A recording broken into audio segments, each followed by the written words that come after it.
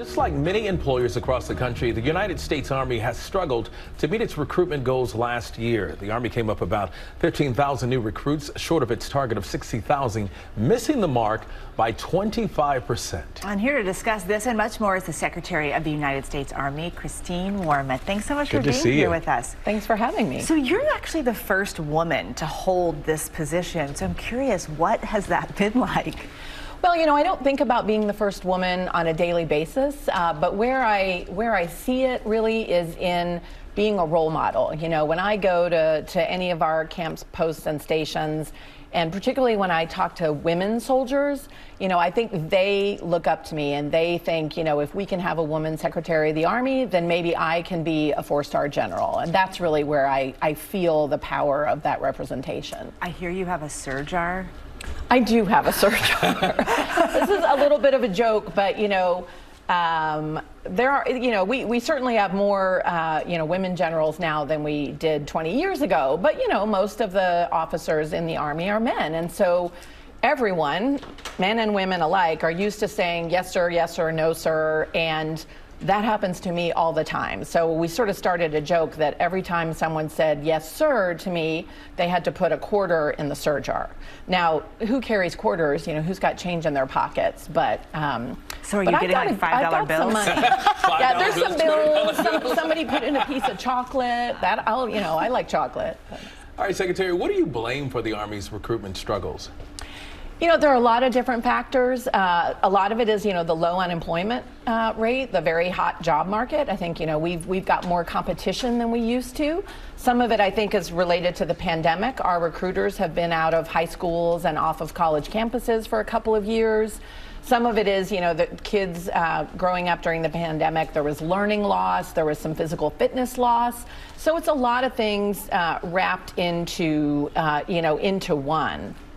You've made improving the soldiers' quality of life a key thing for you. What are the changes that you guys are implementing?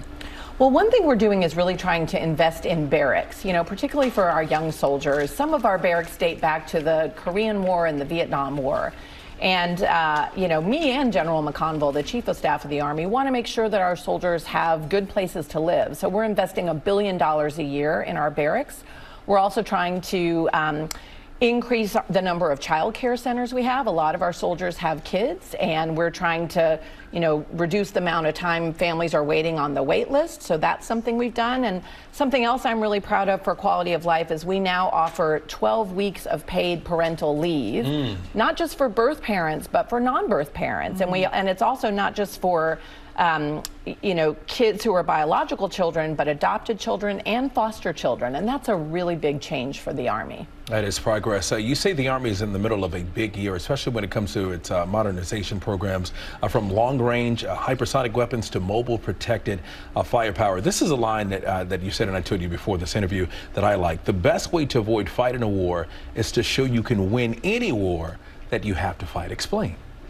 Well, you know, what that really is saying is the core of our strategy is deterrence. You know, we want to show combat credible forces to all of our adversaries so that every day, you know, for example, President Xi and his senior leaders, I want them every day to wake up and say to themselves, today is not the day to try to forcibly reunite Taiwan. And I think when they look at us and see us investing in hypersonic weapons, in new armored vehicles, in new helicopters that can fly faster and farther than our Apaches and Blackhawks, you know, that's when we plant those questions in their minds.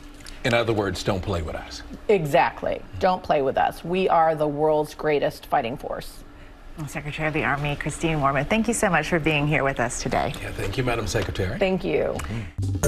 Well, hey there, GMA fans. Robin Roberts here. Thanks for checking out our YouTube channel. Lots of great stuff here. So go on, click the subscribe button right over here to get more of awesome videos and content from GMA every day, anytime. We thank you for watching, and we'll see you in the morning on GMA.